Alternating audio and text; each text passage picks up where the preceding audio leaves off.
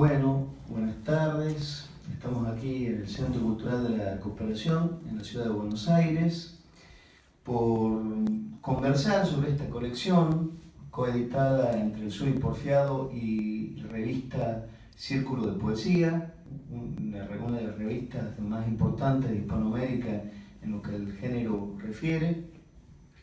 Es una colección de literatura mexicana, con poetas como Efraín Bartolomé, Eduardo Langagne, Eduardo Elizalde, Marco Antonio Campos, por nombrar algunos de los maestros que están, poetas más jóvenes como Roberto Mezquita, como Edgar Amador, Aric Calderón, Eric Pérez, y además la curiosidad de narradores, como es el caso de Maritza Buendía, Vicente Alfonso. Y tenemos acá a uno de los directores de la colección, que también tiene un libro aquí, que es Mario Bojorquez, una de las voces más fuertes de la poesía hispanoamericana, y Glafira Rocha, que es el tercer libro de narrativa que está en la colección de literatura latinoamericana. Así que, bueno, es una buena oportunidad para escucharlos a Mario y a Glafira, escuchar sus producciones. Y es una buena oportunidad para acercarnos aquí en Argentina, en Buenos Aires, a la literatura mexicana. Así que bueno, le voy a darle la palabra a Mario para que comente un poco las razones de esta colección aquí en Argentina. Gracias, muchas gracias, querido Carlos. Gracias a los que nos acompañan. Estoy muy contento siempre de hablar de esta hermosa colección que con el Suri Porfiado, que recientemente alcanzó el número 100 en sus publicaciones, ¿no?, hace apenas unos meses, y que se ha constituido en una serie literaria muy importante para la nueva literatura hispanoamericana desde Buenos Aires, Argentina. Círculo de Poesía es una revista electrónica que nació hace 10 años, y entonces yo sé que suena un poco raro hablar de una revista literaria de poesía digital, es decir, son características peculiares, pero más raro sonaba hace 10 años, cuando no existían los teléfonos inteligentes, los smartphones que conocemos, ¿no? Hoy podemos hacer la revista toda desde un teléfono. En aquel tiempo, para los que habían nacido apenas o tenían poco tiempo de nacer, un mensaje se hacía aplastando teclas físicas, no las teclas virtuales que se usan ahora, ¿no? Varias veces hasta encontrar la letra. Las fotografías no existían, ahora tenemos hermosas cámaras de teléfono, ¿no?, que son magníficas, con una excelente calidad. Y entonces de pronto hacer una revista electrónica creo que fue una excelente apuesta entonces, ¿no? Muchos millones de lectores después, muchos millones de visitas, 10 años después, ¿no?, nos confirman que efectivamente así estuvo bien pensado.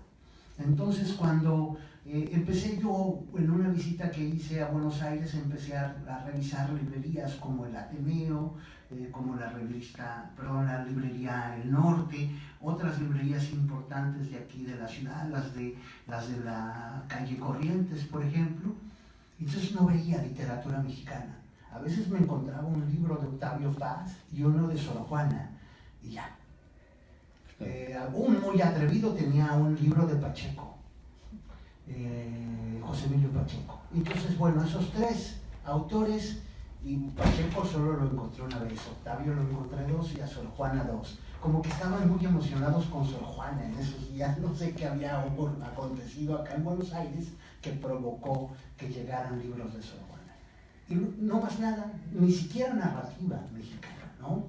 Y entonces dijimos, ¿por qué no intentar un proyecto? Otra locura, pues claro, una locura. ¿Por qué no llevar la literatura mexicana, ¿no?, especialmente estos dos géneros? Recordemos que la novela tiene sus propios caminos y tiene sus maneras, digamos, comerciales de encontrar una distribución. Pero ¿qué pasaba con la poesía y qué pasaba con la narrativa? Al revés, yo puedo decirles que en México siempre tenemos mucha poesía peruana, chilena, argentina, colombiana, muchísima, todo el tiempo nuestras librerías rebosan de libros latinoamericanos, pero al revés no. Es decir, igual voy a Perú y tampoco encuentro literatura mexicana. Entonces todos saben, lo han oído hablar alguna vez, de Octavio Paz. En Colombia nos sucedió, por ejemplo, el gran poeta Eduardo Lizalde, que yo creo que es una de las voces más importantes del español en este momento, quizá uno de los grandes poetas de nuestro tiempo.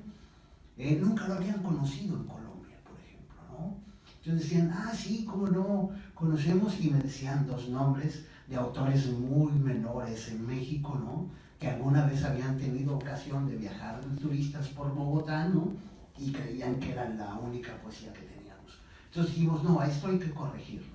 Y esa es un poco la función con la cual nace esta colección y esta, digamos, alianza estratégica entre el Suri Porfiado y Círculo de Poesía. Hemos publicado 15 títulos hasta ahora y ojalá que muy pronto pueda seguir creciendo la colección, 3 de narrativa, de cuento breve, y los otros 12 de poesía, con autores de muy diversas edades, de modos de hablar también muy distintos entre sí, con búsquedas especiales cada uno de ellos. Está el poeta Abigail Bojorquez, por ejemplo, que es un gran poeta del norte de México, un poeta homosexual que marcó, digamos, rumbos inesperados para la poesía mexicana, y que, bueno, se ha convertido como una especie de ícono de la homosexualidad, de la libertad, de la poesía que confronta, que provoca. No es un poeta sencillo, facilito, sino es un poeta que tiene movimientos profundos allá hacia adentro, y desde la perspectiva expresiva también es un poeta barroco, extraño, un poco lo que ustedes tienen con el poeta de Alambres. ¿Cómo se llama el poeta? Néstor Perlónger. Como un Néstor Perlónger mexicano, en otra onda, pero digamos que puede llegar a tocarse de alguna manera con esta manera, con este modo de hablar, esta circunstancia. En el caso de la narrativa, yo le voy a pedir a Grafía que nos cuente quiénes son esos dos narradores, además de su propio libro, y que nos cuente qué pasa con el cuento mexicano. Gracias, Grafía. Hola, buenas noches. Gracias por acompañarnos. Y bueno, está el libro de Maritza M. Buendía. Ella es una narradora importante en México, sobre todo en el área y la temática del erotismo. Entonces Maritza ha sido premiada allá, incluso Maritza hizo creo que un postdoctorado aquí en Argentina. Sí, estuvo aquí. Y bueno, ahorita acaba de sacar su primera novela en Alfaguara.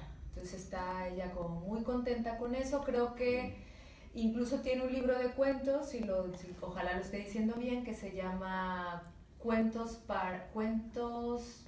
sobre Barbie y Ken, y creo que otro que está relacionado con el tango, porque aparte ella es bailarina de tango. Entonces venir para acá a ella le gustó muchísimo, y que su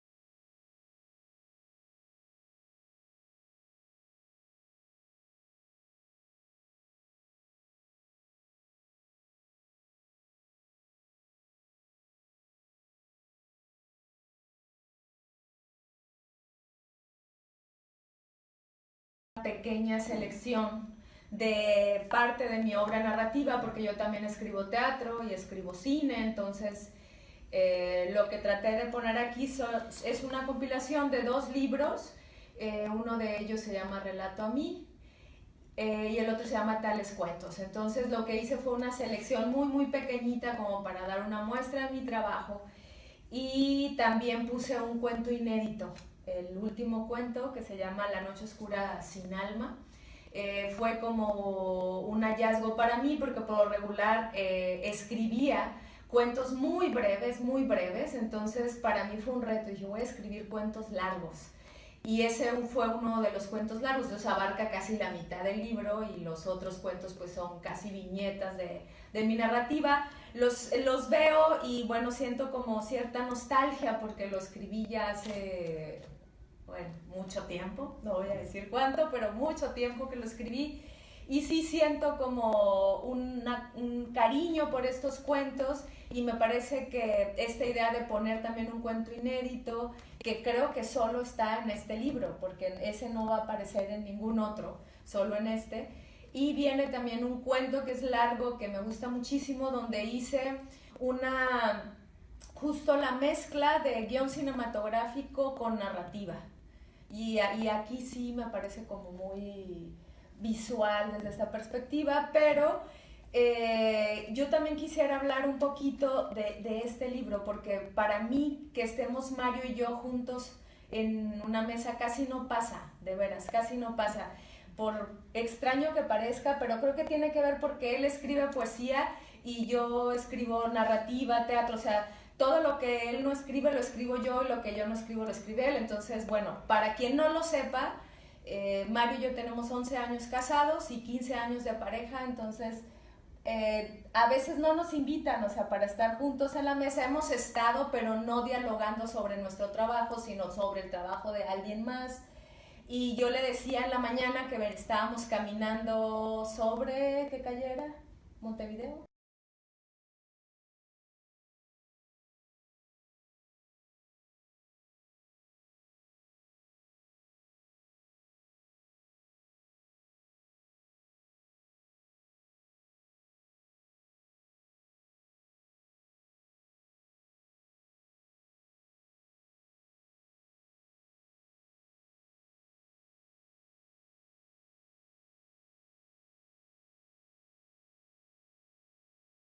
Pretzel, porque yo no lo conocía, y me dijo, lo escribí hace 20, ¿qué? 22 años, y entonces yo no lo conocía todavía, y le dije, pero me hubiera gustado conocer a ese que estaba aquí. Entonces yo bromeando le dije, bueno, pero como decimos en México, ni me hubieras pelado, o sea, no me hubieras hecho caso, porque pues yo aparte era muy jovencita, y le digo, no me hubieras hecho caso, pero yo me hubiera enamorado de ti. Le dije así, pero sobre todo por sus poemas. Hay un poema que yo amo, y lo voy a leer porque creo que nunca te lo he leído a ti, tu poema, ¿no? Entonces voy a hacer como ese guiño que quiero hacerlo. Y se llama...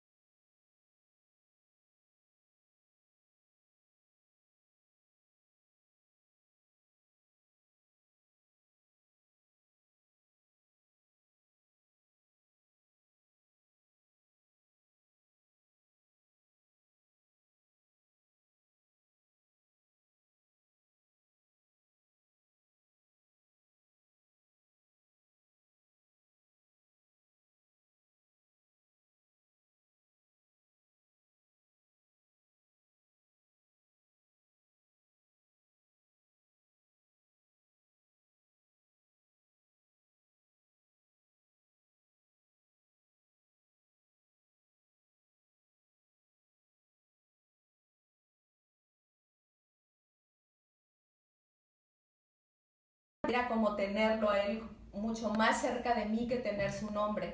Entonces, al leer yo este libro, que le dije, bueno, yo nunca he ido a Nueva York, es un libro que habla de un viaje a Nueva York, pero creo que el hecho solo de leerlo fue como ir recorriendo con él todo lo que iba viendo, porque, o sea, así como este se llama Brooklyn Bridge, otro se llama Estatua de la Libertad, entonces fue como una guía de turistas, si no han ido a Nueva York creo que serviría muchísimo. Hay otros poemas que también me gustan bastante, el de Tribeca, por ejemplo, el del mismo de la Estatua de la Libertad, entonces era como irlo a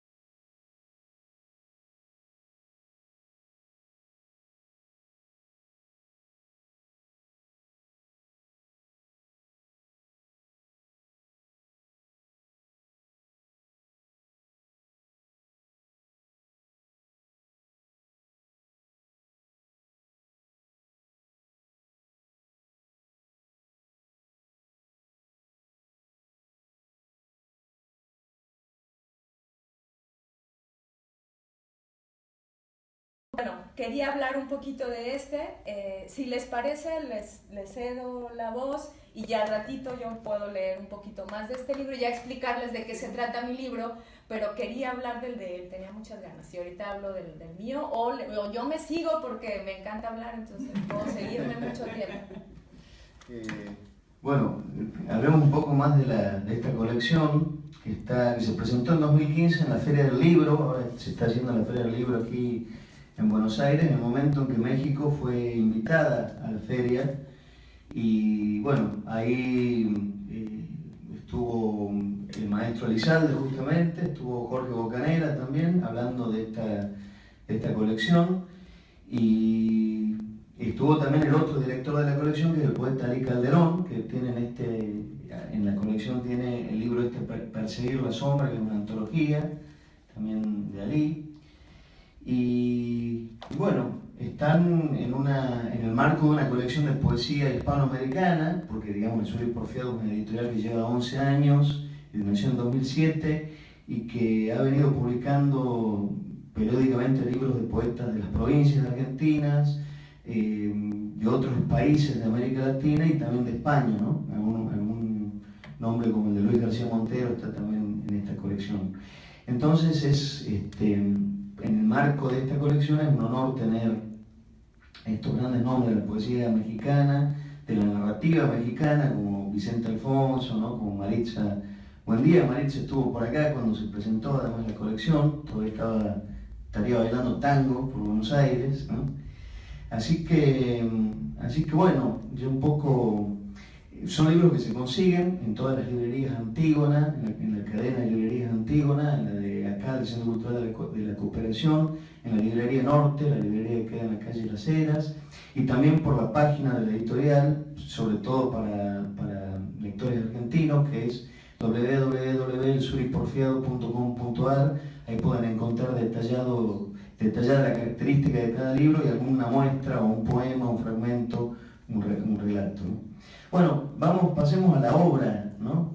De cada uno, a escucharlo, porque la gente quiere escuchar, sobre todo que escriben. ¿Quién quiere empezar? ¿Mario o Glafira? Yo quiero decir algo sobre lo que Glafira... Yo quiero decir alguna palabra sobre lo que Glafira ha fraguado para esta tarde, ¿no? En su imaginación, pues primeramente agradecer tus hermosas palabras que son conmovedoras, por supuesto, ¿no? Uno mismo cuando escribe, y especialmente poesía, no sabe hasta dónde o por dónde irá alguna vez a producir un efecto, una conmoción o una afiliación, digamos, afectiva con otros. Uno no sabe a quién está hablando, ¿no? Al escribir un poema. Y mucho menos lo sabes cuando es en el tiempo. Es decir, yo escribo ese poema allí en el puente de Brooklyn, ¿no? Y iba a saber yo que años después iba a conocer una hermosa muchacha que iba a ser la muchacha de mis días y de mi corazón, ¿no? Y que iba a impactarle una palabra mía que yo no había previsto, ¿no? A lo mejor sí hice bien en lanzar mi silencio, ¿no? Y una vez ha regresado poema en su cuerpo incluso, ¿no? Entonces, pues es muy emocionante eso, porque uno no lo espera, uno nunca lo puede imaginar, ¿no? Son, como decimos, botellas que se lanzan al mar, ¿no? Y a veces se encuentran efectivamente una respuesta. Qué afortunados y qué alegría que eso ocurra, ¿no? Pero más bien estamos acostumbrados a que no ocurra nada, ¿no? A que solo sean sílabas vacías sonando, ¿no? En la oscuridad del cuarto y ya. A veces nos sirven para entenderlos nosotros si tenemos, digamos, alguna aventura, ¿no? Si los dioses han deparado ventura para nosotros, llegamos a entender algo de lo que nos está pasando. Ya ni siquiera, ¿no? Aspiramos a que los demás comprendan. Y si eso pasa, bueno, pues es siempre formidable. Entonces, que la niña Glafira haya hablado hoy así de este libro, pues ha sido muy emocionante de ella, ¿no? Y ya, leo un cuento ahora. Yo creo que amerita que Mario se tatúe un cuento de Glafira. Sí. El más largo. El inédito. El inédito, claro. Bueno, casi siempre leo un cuento que se llama Llaves, pero no lo voy a leer. Porque creo que es un cuento que ya, como hemos dicho nosotros, es como si fuera mi One Hit Wonder. Entonces dije, no, siempre leo el mismo. Puedo leerlo al final si nos da tiempo, es muy breve. A Mario le gusta mucho también. Pero casi siempre lo leo justo porque me lo piden. Pero también hay otra serie de cuentos que creo que, o sea, si me voy yendo con cada uno de los cuentos y los explico brevemente, creo que no tardaría. Por ejemplo, empieza con Llaves. Llaves es un cuento que trata sobre alguien que pierde las llaves, así. Entonces, igual ameritaría leerlo al final. Es uno de los cuentos que creo que fue para mí un reto, porque tenía que ser en un solo párrafo y de un solo aliento. Entonces, para mí fue así como un reto escribirlo, y la verdad es que sí, Cortázar me inspiró, o sea, de escribir así como, creo que fue No se culpe a nadie, que es de una sola respiración también. Entonces, claro, mi idea fue como más primitiva y precaria y todo, pero me gustó cómo quedó. El siguiente se llama No mujeres, no niños, y es la idea de una mujer que se va transformando en hombre.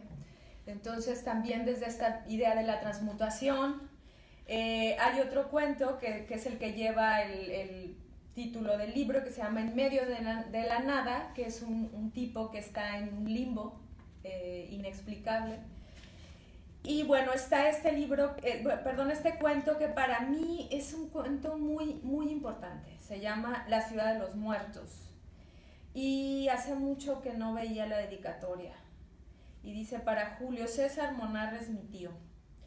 Era mi tío, hermano de mi madre.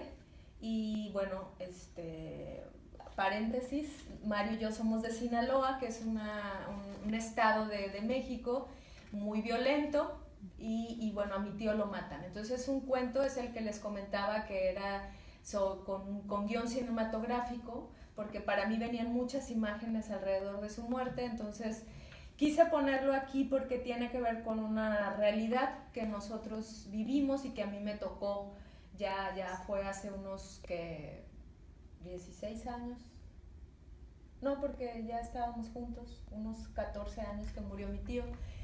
Para mí fue muy doloroso, ahorita ya lo puedo decir así, pero ahorita ver el cuento es así como, o sea, claro, este cuento tenía que estar ahí porque es parte de mi corazón, parte de lo que yo viví. Y el hecho de haberlo escrito, la mitad guión cinematográfico y la otra mitad narrativa, era para mí como buscarle una estructura a algo que no tiene estructura, que es la muerte. Entonces fue como un reto hacerlo, porque lo hice creo que a los meses de que él murió, entonces fue así como soltarme, escribirlo, de alguna manera confiar en algo que ahora he llevado mucho en mi práctica, no solo de escritora, sino en mi práctica psicoterapéutica, porque también soy psicoterapeuta, y que es que la escritura es parte de la catarsis. Entonces ahí yo no lo sabía del todo, pero para mí fue como muy revelador hacerlo, o sea, entregarme a la escritura y como yo siempre digo, incluso en el canal de YouTube que tengo que se llama Escribe tu vida, o sea, la literatura, cuando yo la quiero compartir, no hablo solo de los diarios o de la biografía o de la escritura terapéutica, sino la escritura de ficción, ¿no? Incluso el mismo Borges, creo que en una entrevista lo dice, voy a ver si lo digo bien, pero algo así como, es lo mismo empezar una historia diciendo, había un rey que tenía 3 hijos que nacía en tal año en tal lugar. Entonces es algo parecido. Lo que yo hice fue jugar en ese cuento con esto. Hay otra historia que se llama Hoja en Blanco, que creo que es el que puedo leer, es breve más o menos. Uno que se llama Mustios Corazones, que es la historia de una pareja, y termino con que es el cuento largo que se va a tatuar Mario, que ese se llama La noche oscura sin alma, que justo es un cuento muy largo que solo quiero leer una partecita, casi Carlos por puro capricho, fíjate, porque no, los cuentos largos casi nunca se pueden leer. Como yo le digo a Mario, ustedes hacen trampa porque ni siquiera llegan al final de la página, es un pedacito, es el verso, entonces, ¿qué pasa? Que lo puede leer rápido, pero si yo quiero leer este cuento que me encanta, pues no lo puedo leer porque las voy a dejar como ni a la mitad, o sea, intrigada, pero eso haré porque quiero que se queden intrigadas. Sí, no pueden comprar el libro. Y además así compran el libro, claro, ¿no? Ok, entonces, voy a leer Hoja en Blanco, un pedacito de La noche oscura sin alma por capricho, para ver si se anima Mario a tatuársela. Y ya veremos el final, leo llaves, ¿no? Ok. Entonces dice Hoja en Blanco. Empezaron su camino al mismo tiempo. Mientras una movía la hoja de papel y se echaba aire, en la otra el cabello se sacudía. Los mechones lacios le picaban los ojos, eso no le gustaba. Le decía a mamá, ella le cortaba el fleco, pero de nuevo los cabellos revoloteaban, se metían abusadamente en el lagrimal. Había días que anidaban ahí, hasta que era necesario llevarla al doctor para que introdujera las pinzas. La niña entonces descansaba. Después se tapaba el rostro con la cobija, pero la otra, la mujer, seguía echándose aire en la cara. Luego la niña tenía que destaparse. Sucedía de manera recurrente. La mujer sufría, se revolcaba en la cama, se levantaba en plena madrugada y ambas lloraban a la luz del espejo. La niña jugaba. Las lágrimas corrían sin razón alguna. Hacían pequeños arroyuelos en las mejillas, bajaban directo a la boca, la lengua se convertía en sal. La mujer seguía viéndose al espejo, los días eran sus noches, deambulaba por la mansión solitaria, bajaba al jardín y reconocía que en algún tiempo le gustaron las flores, veía el amarillo de los girasoles, llegaba la náusea, el abandono, el color, ese color de ojos que nunca volvió a ver. Regresaba a la habitación y tomaba la hoja. Intentaba escribir algo, pero mejor se echaba aire, ese aire que viajaba a través del tiempo, jugando con el cabello de la niña sola. Cuando la niña fue a la escuela, todos se burlaron al ver su cabello despeinado, los ojos enrojecidos. Ella respiró hondo, se sentó en la última butaca. Nunca se levantó hasta que finalizó la primaria. Había dejado de ser una niña, se vio al espejo, sintió ese aire que le revolvía el cabello, tomó unas tijeras, acabó con la melena, se convirtió en la joven. La mujer se transformó en la anciana que veía el pasado, recordaba entonces a esa niña tonta que permitía que todos se mofaran de ella y nunca hacía nada, ni hablar siquiera, solo bajar la cabeza, niña tonta, niña tonta. Ahora eran 4 las mujeres que divagaban en el tiempo, la niña, la joven, la mujer y la anciana.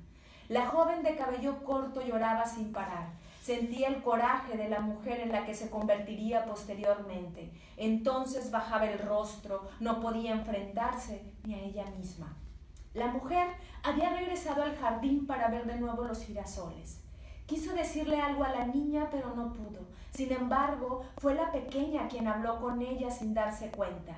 La niña tomó la hoja, se echó aire por un momento y empezó a escribir. Era una carta para su madre. Preguntaba por qué nunca podía sentarse en las butacas de enfrente. Las faltas de ortografía se nublaron ante esos ojos con llanto. La joven tomó también una hoja. No pudo escribir nada. Solo empezó a brincar en el colchón con los deseos de estrellar su cabeza contra el techo. Pero una reflexión de la anciana hizo que parara y mejor saliera a tomar aire. Ese aire que golpea en las pestañas, resecando la retina, opacando la mirada, distorsionando la imagen del espejo. La mujer se levantó. Una necesidad inmensa de escribir la invadió. Quería sentirse como cuando joven, cuando una vez se cortó el cabello, saltó en la cama, salió a la calle, regresó y empezó a redactar ese diario que todos confundieron con novela. La mujer tomó la hoja. La vio, entró el calor de siempre, la ansiedad por decir algo que no podía, decidió echarse aire. El cabello de la niña se sacudía en pleno examen de español. Las respuestas volaron, fueron a dar a los pies de la maestra. «Reprobada», se escuchó. La anciana calentó agua. Aún no sabe si es para prepararse un café o lo vaciará en su cuerpo para sentir un poco de calor, ese calor que perdió cuando aún olía los girasoles. ¿Cómo lo extraña? En el momento en que había que tomar decisiones para cambiar la fortuna de la vida, todas ellas simplemente cerraban los ojos, se cubrían el rostro, pero jamás mencionaban palabra alguna. Todo se sacudía alrededor de ellas. Al parecer, nunca habían movido un solo dedo para decir sí o no. Algunas veces la muerte les guiñaba el ojo, les quitaba los seres queridos.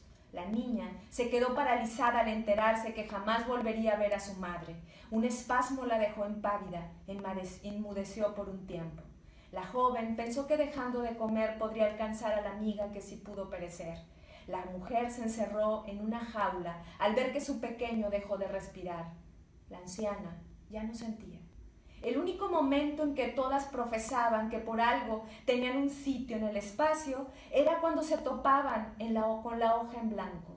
Ellas eran las únicas que podían llenar ese pedazo de materia con palabras, experimentaban un sentimiento de superioridad único, podían ser el Dios creador de un mundo lleno de personajes y objetos que se borrarían cuando la fuerza de su mano arrugara el papel. Entonces las palabras languidecían, temblaban ante el poder de esa mujer, de ese Dios superior perfecto, de ese ser que todo lo sabe y todo lo puede, pero las letras no se dan cuenta que Dios también puede ser débil. Las cuatro mujeres se comunican sin darse cuenta. Cada movimiento, cada paso modifica a la otra, el aire las envuelve sin jamás juntarlas. Sin embargo, llega el día y ocurre. Todas, sin pensarlo, en el mismo instante en que observan aletargadamente la hoja en blanco, la toman y se echan aire. Ese es el reflejo para invocar a las palabras. Las cuatro hojas, que son una sola, se mueven. Un gran baile sincronizado se forma. Todas pueden ver por tan solo unos instantes el rostro de las otras tres, solo en el tiempo que puede durar la ondulación de una página. La niña quiere correr, pero no puede. La mujer es invadida por el calor. La joven cierra los ojos. La anciana siente la muerte. Y todo se acaba cuando otra mano, una superior a la de ellas, arruga la hoja y la tira al piso. Gracias.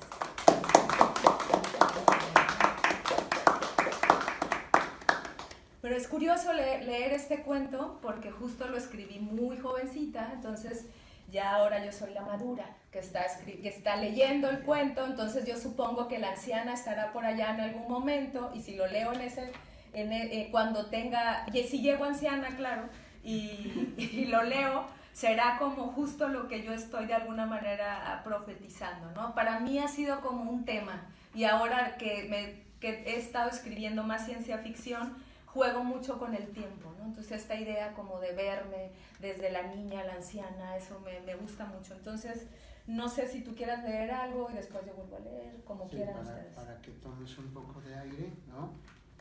Y yo puedo hablar un poco más de esta cosa que está haciendo Círculo de Poesía.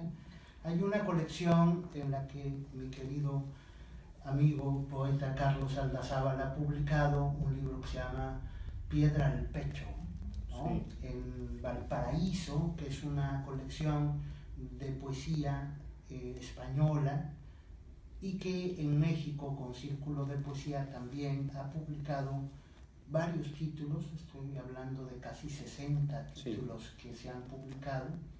El más nuevo se llama, es de un poeta que se llama Bernabé Layé, un poeta africano de lengua francesa. Bueno, pero el número uno del Valparaíso, cuando apareció en Granada, es un libro mío que se llama El Deseo Postergado.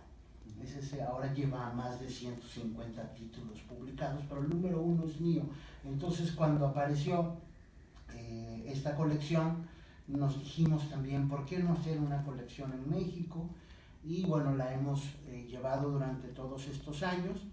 Entonces, cuando llegamos más o menos al número 50, que es el poeta Federico García Lorca, como poeta en Nueva York, dijimos, vamos a entrar en una especie de calma, vamos a volver a pensar qué es lo que hemos logrado hasta aquí, vamos a evaluar el proyecto. Y en eso estábamos cuando un magnífico editor que se llama Jesús García Sánchez, Chus Visor, nos propone hacer Visor Libros en México, ¿no? Aquí traigo uno de los títulos publicados, que es un libro mío, que apareció primero en España y luego lo hicimos en México.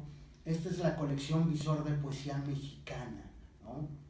Y también lo hace Círculo de Poesía y lleva alrededor de unos 15 títulos hasta ahora. Empezamos el año hacia finales del 2017 a hacerla. Y también para celebrar los 10 años hemos publicado esta otra colección, que es la colección de Círculo de Poesía, donde han aparecido pues unos más de 15 títulos en todo el año 2018. Este es el número 16, que es el más nuevo que hay, que se llama Xochitlactoli, poesía contemporánea en lenguas originarias de México. Son autores que escriben en las lenguas de México, que son 32 autores y 16 lenguas, ¿no? Que incluyen autores mayas, por ejemplo, autores nahuas, ¿no? 16. Son muchas más lenguas las que tiene México, es casi un continente verbal, digamos, allí, ¿no? Son 67 lenguas, o 68 más el español, ¿no? Que eso es lo que se habla en México, pero no todas tienen literatura, eso es importante también decir. Es decir, no todas tienen literatura como la entendemos nosotros. Tienen oralitura en muchos casos, ¿no? Exacto, ¿no? Se siguen muchas de ellas hablando y todo, ¿no? Todas se siguen hablando, todas estas que mencioné, y bueno, muchas están en riesgo, como sabemos con todas las lenguas. Sin embargo, bueno, acá hemos reunido a 16 lenguas y 32 autores, pero estos autores son verdaderamente profesionales de la literatura, es decir, son poetas en serio, ¿no? No solamente este carácter, digamos, antropológico de la recuperación de la lengua, sino que tienen libros, premios, es decir, es gente que está profesionalmente dedicada a la literatura. Y en algunos casos son bilingües, que hablan el español y la lengua originaria. ¿No? Tengo que decir sobre eso, es importante que lo has recordado. Todos tienen que traducir porque yo no las conozco, ¿no? Claro. Y bueno, por lo general la gente que habla español no conoce las lenguas. Entonces ellos hacen este doble trabajo. Además de escribir su material, luego tienen que pensar cómo se puede decir en español. Y entonces es muy bonito cómo nos han contado en estos días que hemos estado presentando el libro. Dicen, a veces cuando traduzco, regreso a modificar mi texto en la lengua original, ¿no? Entonces dice, es como un doble trabajo, como estar pensando, hay cosas que me suenan bien en mi lengua que quizá no suenen bien en español, y al revés. A veces cuando ya estoy traduciendo, regreso y todavía produzco otro tipo de connotaciones en mi lengua original. Entonces es como un hermoso trabajo. Todos ellos son traductores también, ¿no? De una lengua en especial, y además son conocedores del español. Eso es lo más nuevo que hay. Este es el número 14, o sea que hay uno en medio, el número 15 que quizás sea el libro de Rogelio Guedea, Acta de Fe, que Guedea es un excelente poeta, ensayista y narrador también, tiene varias novelas publicadas, y este es un trabajo que hice yo, que es la obra completa de Alberto Caeiro, este poeta, ¿no? Heterónimo de Pessoa. Heterónimo de Pessoa, y bueno, es la primera vez que se publica con el nombre que él quería que se llamara su libro, que es El Andamio, ¿no? Y junto con, digamos, todos sus poemas hay una parte al final que es una especie de dossier crítico que han escrito varios autores en torno a su obra. Bueno, este ha sido un trabajo muy, muy intenso. Hay unos primos suyos que se llaman Antonio Caeiro da Silva y Julio Manuel Caeiro, que son los que dicen que debe llamarse El Andamio, porque se lo han encargado, ¿no? Entonces, bueno, participan aquí Ricardo Reis, Antonio Mora, Álvaro de Campos, Fernando Pessoa y su traductor al inglés, que es Thomas Cross. Hay una entrevista también con Alexander Serge, y que es la mitad del libro, y que son cosas de crítica sobre su obra, de Álvaro de Campos, por ejemplo. Claro, ninguno de estos existe, eso es otra cosa bonita, ¿no? Y por primera vez se acompaña, digamos, a la obra de Caeiro con este otro, que es otro libro, digamos, ¿no? Que se llama El Argonauta de las Sensaciones Verdaderas, como a él le gustaba llamarse, ¿no? Yo soy el argonauta de las sensaciones verdaderas. Aquí está también una antología de poesía portuguesa. Bueno, la Feria de Guadalajara estuvo dedicada a Portugal en este año pasado, en diciembre pasado, y es por eso que, y hay un libro muy grande que no lo traje acá, que es de este tamaño, se llama Cuarto, el formato. Que nos iban a cobrar exceso de equipaje ya. Y que bueno, y que está lleno, está a color, y es decir, lleno de ilustraciones, y es un libro un poco costoso, ¿no? Que ha patrocinado una empresa portuguesa para esa feria.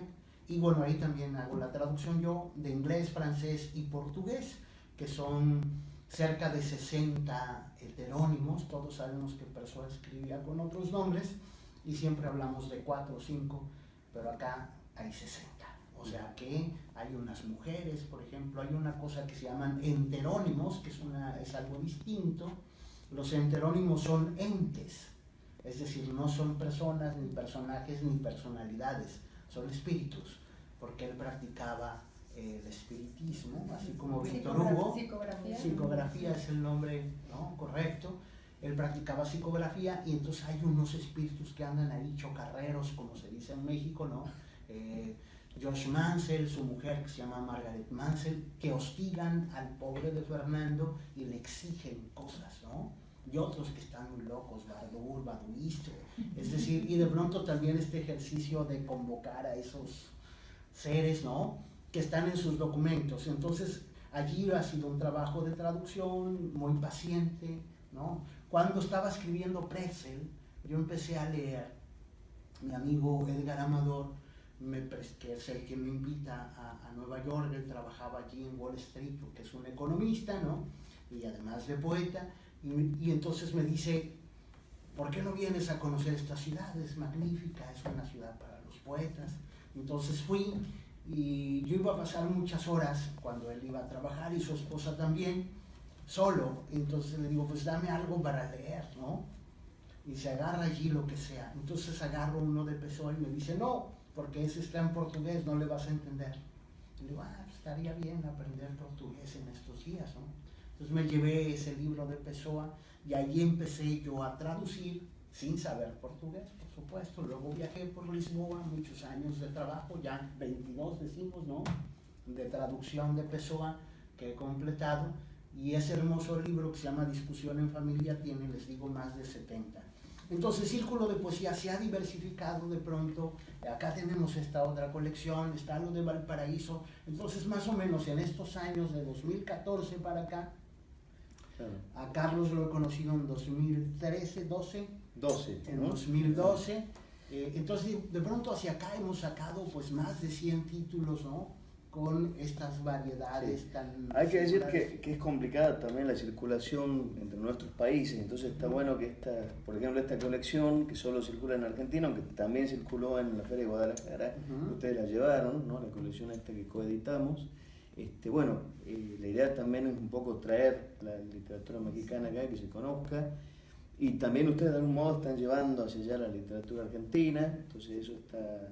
Y hemos está bueno. publicado allí en Valparaíso tu libro Camerata Carioca, Camerata que es un libro que Carioca. transcurre en Río de Janeiro, así como el que Exacto. transcurre, que ha sido traducido hace poco al portugués por un poeta brasileño, así que bueno, Qué como bien.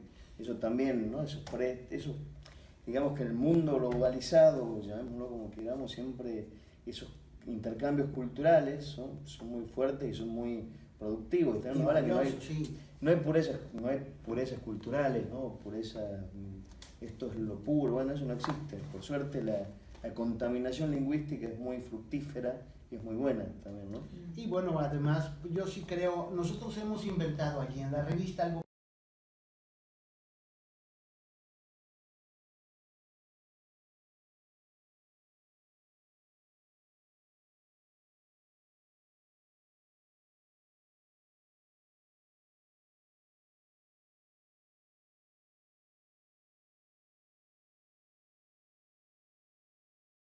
o Frank Baez, que es un poeta dominicano, está Andrea Cote, que es colombiana, estás tú, que eres argentino. Entonces hay un poco en esta serie, son unos 10 o 15 libros, ¿no? De autores que vienen de todo, y por supuesto de España está nuestra amiga Raquel Lanceros, ¿no? Con un libro que se llama Eres, está Fernando Valverde también publicado allí. Entonces son estos cruces generacional de una generación, ¿no?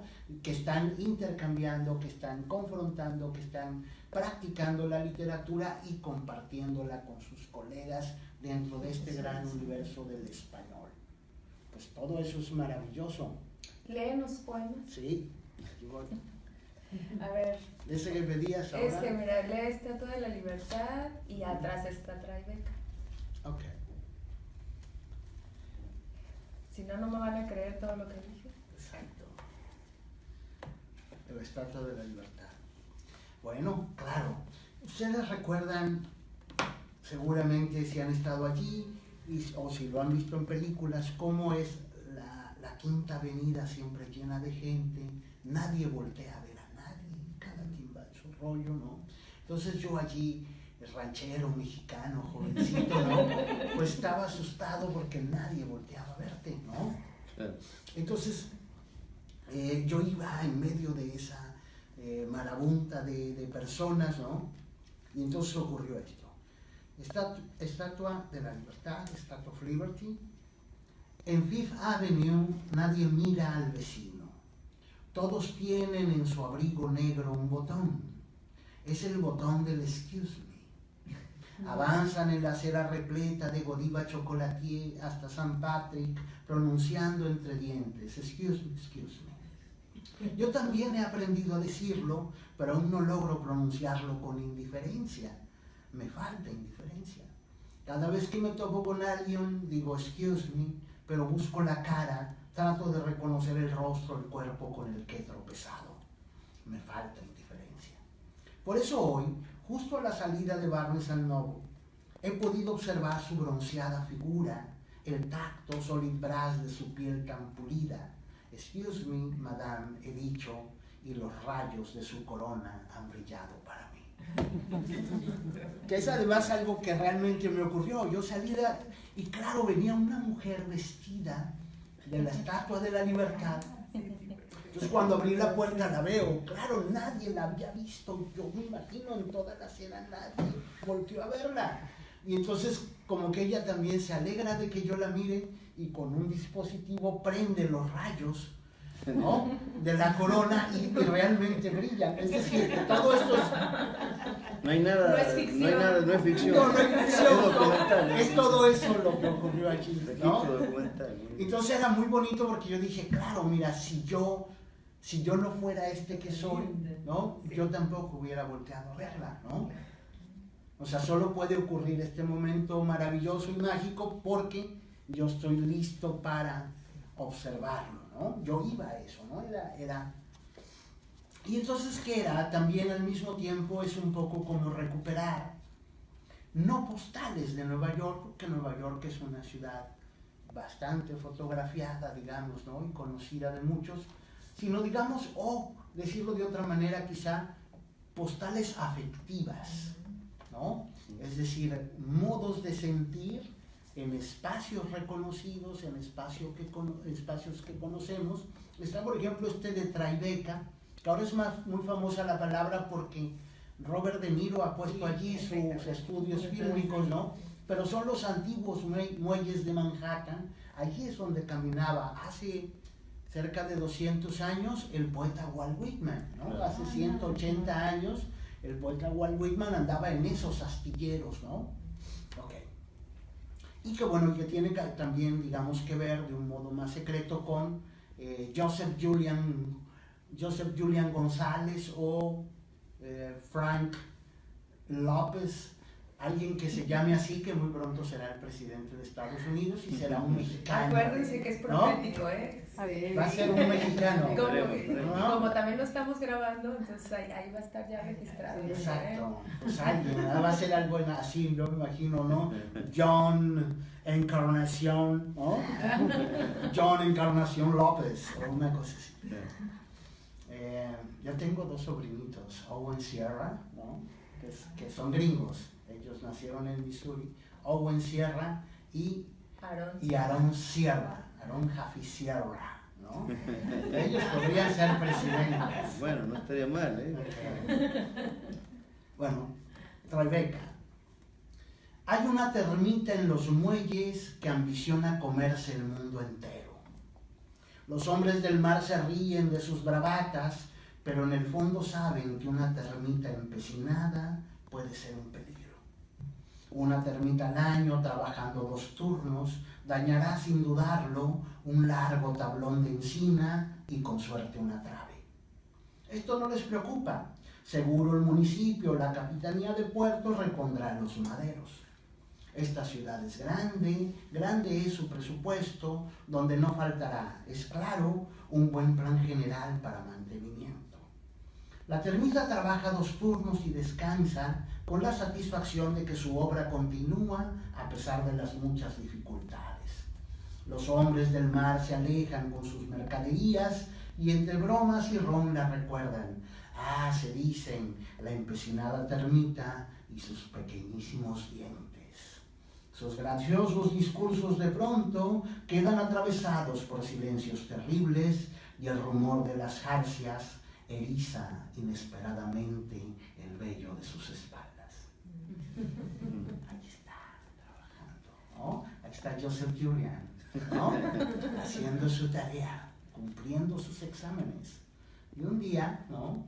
Va a dañar la trave, un día va a dañar un sistema de cosas que además tendría que ser muy justo. Todos saben que hacia 1846 un poeta que se llama Walt Whitman escribía en un periódico diciendo México debe desaparecer, ¿no? En 1847 hay una guerra con Estados Unidos y México pierde la mitad de su territorio. Es decir, todos los estados de California, Nuevo México, Texas, Arizona y una parte de Kansas, una parte de Oregon, en fin, la mitad del territorio. Hacia 1855, Walt Whitman escribe un texto donde dice: me arrepiento de haber hablado así. El único país que ha respetado a Estados Unidos en una guerra fratricida, que es la guerra que todos sabemos que se llama la Guerra Civil Estadounidense, ¿no? Que ha confrontado el sur con el norte. Y dice: solo México ha respetado y no ha permitido que ni Francia ni Holanda, aprovechando el conflicto interno, ¿no?, hayan invadido Estados Unidos.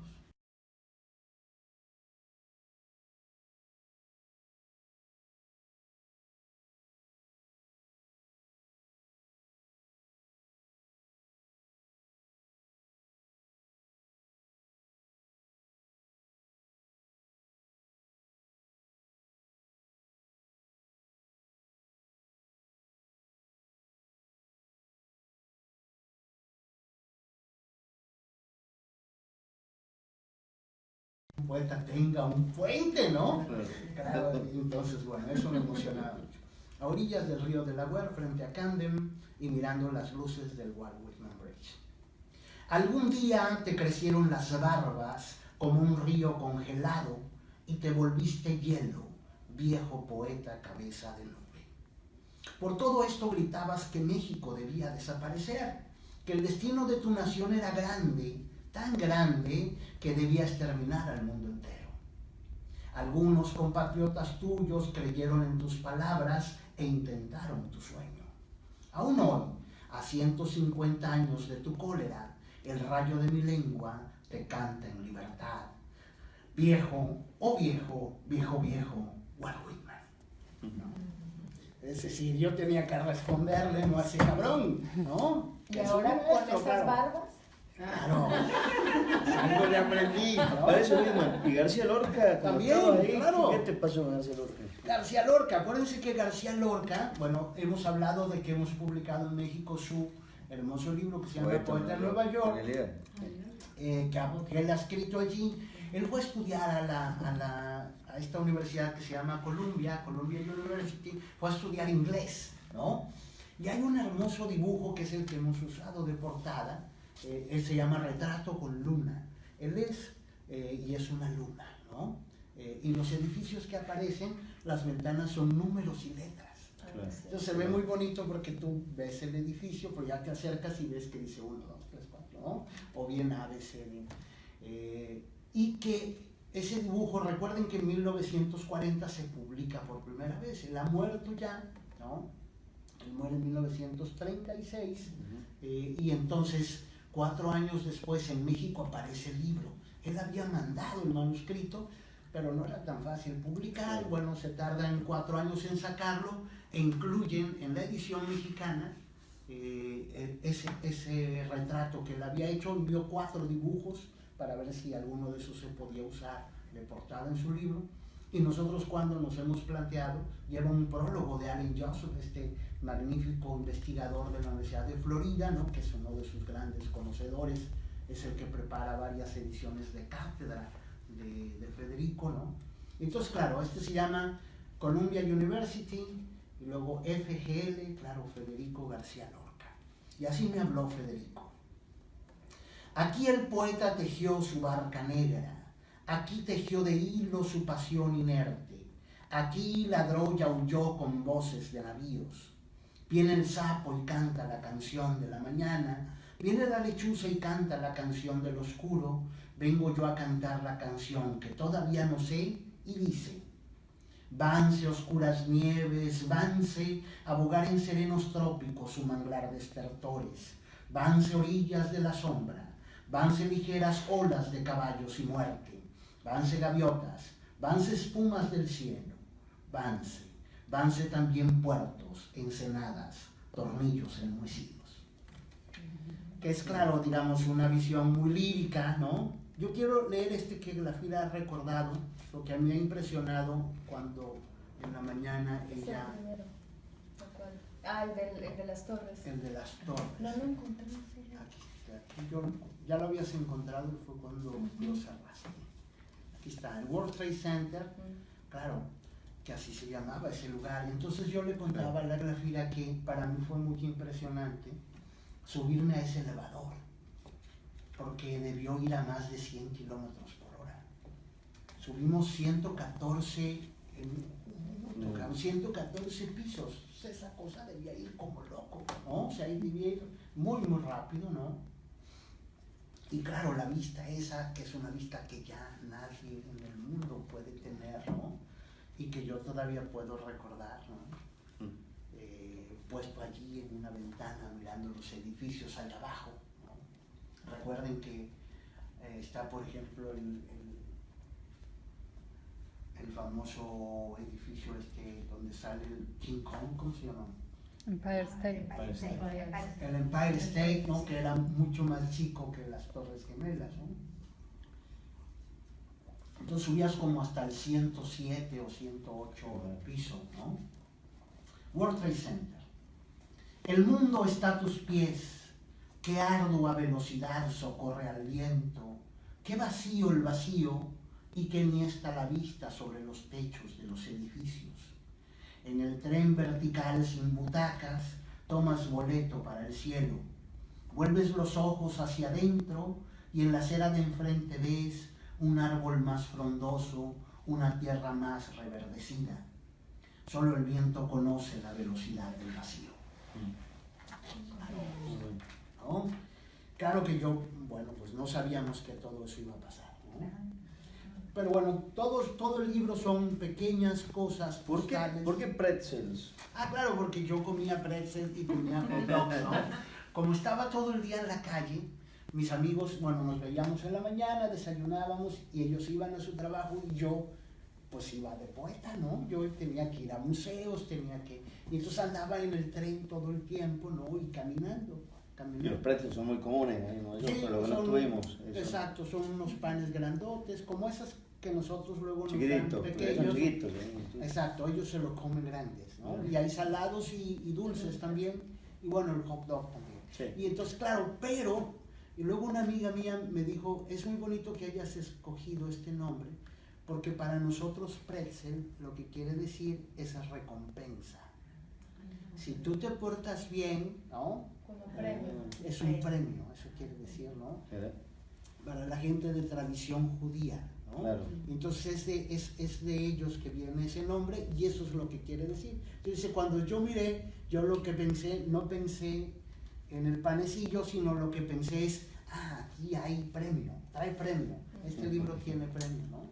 Tiene recompensa, digamos, ¿no? Esa es la razón, y claro, porque sonaba raro y sonaba corto, ¿no? Todo eso. Sí, antes de la edición argentina, hay que decir, el libro se había publicado ya en otros países, ¿no? Sí, habíamos hecho en esta colección que se llama la colección Gláfiras, ¿no? En el 2005, cuando yo apenas estaba conociendo a Glafira, a Ali, a Álvaro Solís, ¿no? Que todos ellos eran becarios de la Fundación para las Letras Mexicanas, y yo era profesor aquí, joven profesor, ¿no? En el 2003, 2004. 2003. Y entonces, yo recuerdo que la noche que presentamos pretzels, el Ali y el Álvaro consiguieron en una panadería que les hicieran unos pretzels. Entonces, en la mesa de presentación habían puesto eso como botana para la gente, ¿no? Y ahí es donde esa noche nace Círculo de Poesía.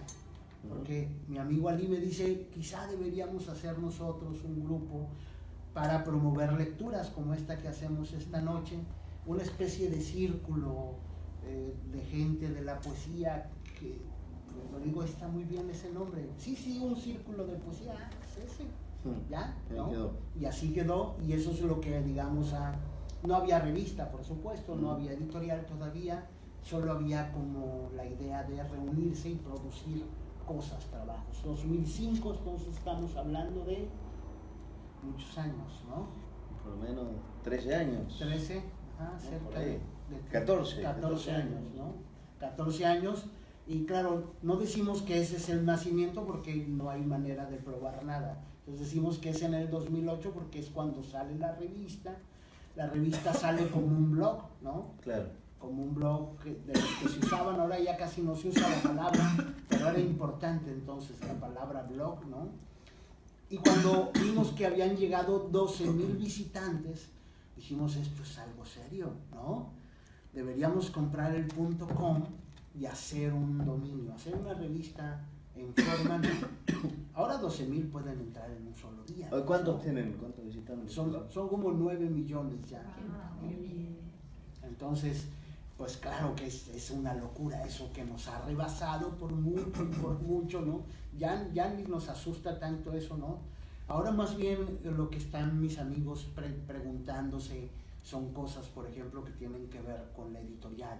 Dicen, a ver, en Buenos Aires, ¿cuántos entran, no? ¿Qué pasaría si hiciéramos distribución en Buenos Aires, no? Entonces es algo que están ahora acariciando, ojalá, y que tengamos una iniciativa, digamos, financiera, y que estos libros pronto puedan leerse acá, puedan circular, ¿no? En una edición argentina o bien en una importación, no sé cuál sea el mejor camino, ¿no? Pero bueno, eso es lo que estaban ahora mi amigo Ali, mi amigo, y todo el día estamos hablando allí, todo el día tenemos oficina, ¿no? Ellos viven en ciudades distintas. Mi amigo Adalberto, por ejemplo, ¿no? Vive en Culiacán y él es el editor ahora de... Siempre necesitamos que el editor sea alguien muy joven, ¿verdad, Nina? Jovencito porque no duerme, ¿no? Entonces hace muchos años el caballo de mi amigo Ali se cansó, bueno, todos fueron reventándose, mi amigo Mijail también, y bueno, Adalberto tiene ahora 24 años y por eso él es el director en realidad del círculo. Todos ayudamos llevando materiales y todo eso, pero hay alguien que tiene que coordinar los trabajos, ¿no? Y ese es Adalberto García López, ¿no? Ojalá que pronto lo podamos tener acá. Gustavo Osorio también, ¿no? Gustavo Gran Valor, Andrea Rivas, ¿no? que están haciendo traducción, que están ganándose premios ellos también y están promoviendo su propia poesía. Andrea acaba de ganarse 2 premios, uno en China y otro en la UNAM, ¿no? Entonces hay gente muy joven y lo bonito de pronto del proyecto es que van acercándose nuevos autores, ¿no? Y se van renovando los roles y el trabajo que hace cada quien, ¿no? Ahora mismo les digo, tenemos ahí, Andrea tiene 26 años de edad o 27, es muy joven, ¿no? Y bueno, ya los dinosaurios ahí que somos, yo soy el mayor de todos, que tengo más de 50, ¿no? Pero está mi amigo Álvaro, mi amigo Rubén, ¿no? Rubén Márquez, que hacen también ensayos, que hacen crítica, todos ellos son magníficos. De Álvaro hay un libro que es Río de la Noche Oscura, ¿no? Que se consigue acá en Buenos Aires. ¿Quieren que lea un poema de Álvaro y luego lees tus cuentos? Bueno. Mi amigo Álvaro, este es un hermoso libro que a mí me gusta mucho. Aquí está un hermoso poema que se llama Extix, que hoy vi que lo estaba promoviendo un paisano suyo, La Noche Entera. A mí me gusta mucho este libro porque es un libro, decía hace unos días yo en el Facebook, es un libro que se hace al paso, no es un proyecto. Incluso hay un poema de Graciela Rocha acá que dice: caminé en la ciudad cuando todos dormían. Exacto. La Noche Entera, que es un gran poema también.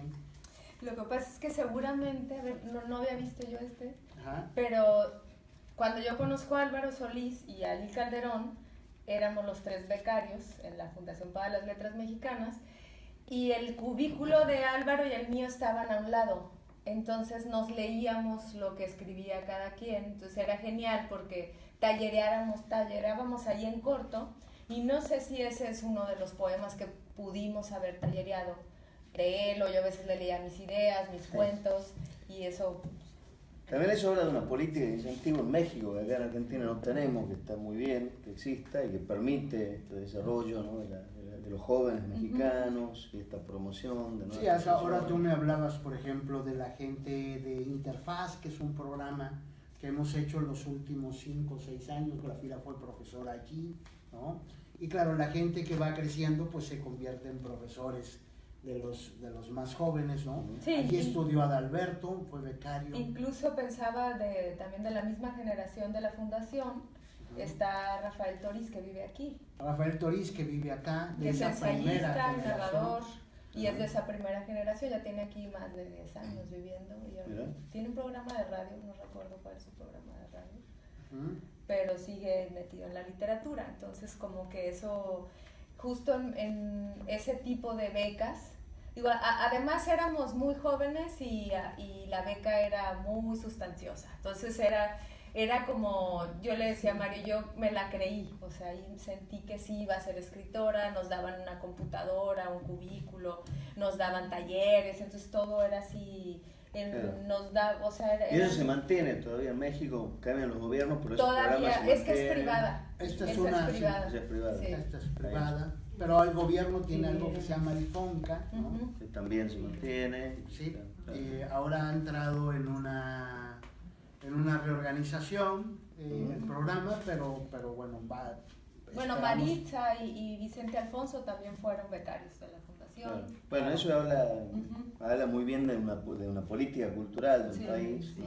O sea, que aquí en Argentina no se ha logrado mantener eso, ¿no? A diferencia de... Mijail Lamas también fue becario allí. También Mijail, claro. Eric Pérez trabaja en el FONCA, en estas Ajá. becas del FONCA, ¿no? En el Sistema Nacional de Creadores. Roberto Amezquita ha sido becario de Interfaz, es decir, ¿no? Los autores. O sea que muchos de los jóvenes que tenemos acá en esta colección vienen de esa formación, digamos, ¿no? Es un poco, digamos que es como en el sistema mexicano uno tiene que pasar por ahí, ¿no? Claro, sí. Hay becas en los estados, yo he sido becario en mi estado donde yo residía, que era Baja California, y también donde nací, en Sinaloa. Grafira ha sido becaria en Sinaloa y ha sido becaria del Fondo Nacional para la Cultura y las Artes, ¿no? De la Fundación para las Letras. Yo ahí ya no entré porque yo ya no era joven. Ya era nuestro maestro. Era el joven maestro. Joven maestro, ¿no? Y a mí me tocó participar en la construcción de la convocatoria, que iban de los 20 a los 25, y yo propuse que se abriera de los 25 a los 30 también. Y me acuerdo que fue muy bonito porque me dicen, ¿y por qué cree usted que de 25 a 30? Y les digo, a los 25 alguien ya terminó su carrera, ¿no? Profesional, tiene un trabajo que odia, ¿no? Tenía una novia a la que ha dejado, o al revés, ¿no? Un novio que no te casaste con él, ¿no? Y entonces lo único que quieres es escribir tus cuentos y tirar a la chingada, ¿no? O escribir tus poemas, o esa novela que tienes, ¿no?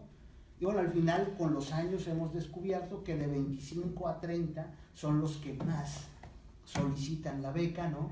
Y no iban a entrar, ¿no? Entonces esa es mi aportación, yo creo que A mí tienes que explicar qué es a la chingada. A la chingada, no, sí, bueno, un poema de Álvaro. Álvaro, además de ser un magnífico poeta, ¿no?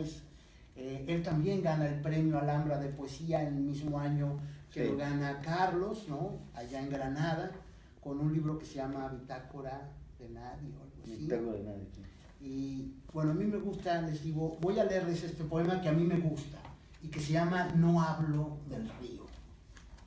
Dice, no hablo del agua, no de la cuenca, no del lodo, no hablo de la ribera, no de los peces, no hablo de las crestas que convoca el viento, no hablo de la transparencia que desborda, no que inunda, atrapa, infecta, ahoga, olvida.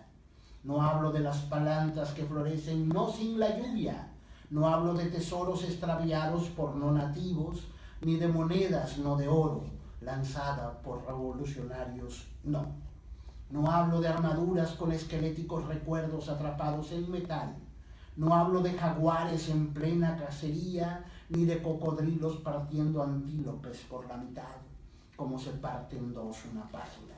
No hablo de cascadas, que es como se llaman los ríos que se lanzan por los aires siendo ríos, a los ríos que se lanzan al abismo sin terror. No hablo de cayucos ni de anzuelos, no de peces fugitivos del engaño. No hablo de amarillas alfombras movedizas coronando la corriente sin su brillo. No hablo de embarcaciones, no del margen que se puede alcanzar con la mirada, ni de iguanas caminando como Jesucristo sobre el agua. No hablo de serpientes, no hablo de la palabra río, no de las letras que conforman la palabra, no hablo de la tilde que cae solitaria, gota de una lluvia apenas iniciada, no hablo de la palabra río, no de las letras que conforman la palabra. El río es otra cosa que apenas puedo. R-I-O. Qué belleza, ¿no? Bueno, Eso van a encontrar allí. Bella mía. Bueno, voy a leer poquito nada más para cerrar ya, porque creo que ya casi nos corren.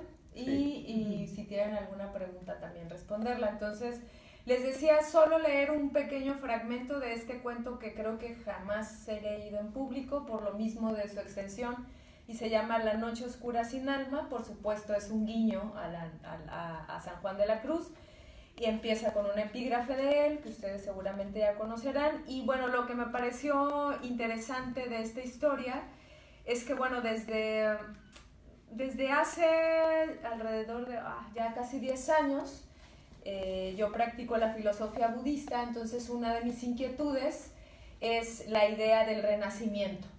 Sin embargo, en mis estudios de filosofía, pues me doy cuenta que por supuesto también desde la parte occidental lo tenemos, y en Platón aparece como la idea de la metempsicosis.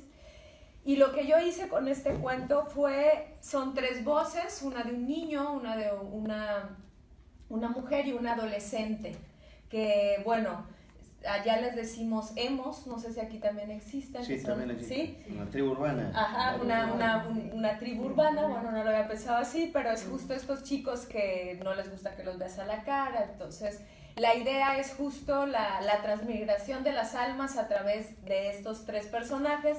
No alcanzaré a leerlos a los tres, voy a dejarlos y dejarlas intrigadas, así que también una estructura, como ya se fijarán, me encanta hacer jugar con las formas y no solo con el contenido. Entonces, como uno de los retos dentro de la academia es utilizar un mayor número de citas, entonces yo dije, bueno, voy a hacer un cuento con muchas citas.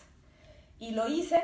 Entonces jugué con esta idea de las citas, jugué un poco a la idea medio borgiana y medio mi intención también pessoana, que fue de yo misma hacer las citas y no dejarlo como abierto, para que luego quien quiera leer solo las citas lo vea como una parte diferente a la historia. Entonces empieza con una cita. Es un cuento ensayo. Es un cuento ensayo. Entonces trataré de leer solo 2 páginas. Y empieza diciendo: el alma no corpórea busca avanzar en el proceso de aprendizaje de la manera que le sea más eficaz. Encuentra los mejores métodos para que en su camino reine la fluidez. Cuando los tropiezos se vislumbren, se enfrentará a ellos porque sabe que son parte del despliegue de una decisión tomada antes de la metempsicosis. El alma, procedente del mundo de las formas, un universo sin ética, ininteligible y paradójicamente real, cae al mundo de las sensaciones y se une al cuerpo entrando en un estado de amnesia. Martín. Las manos juntas apretaron el pescuezo hasta agotar la respiración. El deseo reprimido fue liberado. Una emoción insólita invadía el pequeño cuerpo desnutrido de Martín al ver que las alas dejaron de agitarse, al sentir que el diminuto cuello tronó como la nuez apachurrada por los colmillos y que salpica la cáscara en la punta de los pies. El niño de 11 años no lloró, tampoco hizo un gesto de tristeza. El pajarillo lo despertó a las 2 de la mañana con un fuerte alarido, un grito de ayuda, un piar desesperado. Los padres no lo vieron salir por la puerta de alambre con agujeros en las esquinas. La hermanita menor chilló un poco, pero él no la escuchó. Su cuerpo era empujado por el sonido de ese ser que lo sacó del sueño. Ahí estaba, cayó del nido de aquel enorme árbol y se revolvía en la tierra llena de lombrices. Era un polluelo, jamás aprendió a volar, no pudo pasar la comida almacenada por la madre ave en un movimiento de necesidad de sacudir las alas. Los hermanitos pájaro lo empujaron y giró por los aires. Solo le quedaba pedir ayuda. El torso fragmentado le dolía, la cabeza inmóvil quería sacudirse, pero solo era sostenida por un par de huesecillos. Martín lo vio, no dudó en tomarlo con las manos aunque se le embarraran de caca.